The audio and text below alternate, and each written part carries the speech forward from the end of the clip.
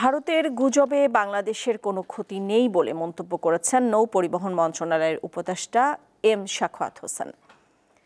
দুপুরে যশোরের বেনাপোলে cargo yard immigration পরিদর্শন শেষে কথা বলেন তিনি। এম শাখাওয়াত হোসেন আরও বলেন, বাংলাদেশ মেজরিটি মাইনরিটি বলে কোনো বিভাজন নেই, এখানে সকল ধর্মের মানুষ বসবাস করছে। কোনো উস্কানিতে কান না দেওয়ার আহ্বান জানান এই উপদেষ্টা।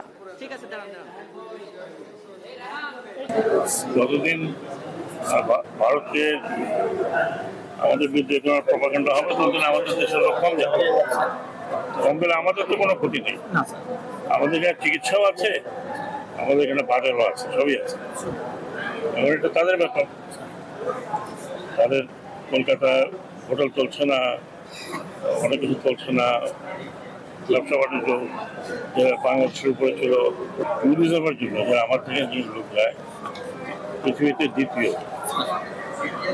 দ্বিতীয় বৃহত্তম সংখ্যক লোক ভারতে যায় বাংলাদেশ থেকে।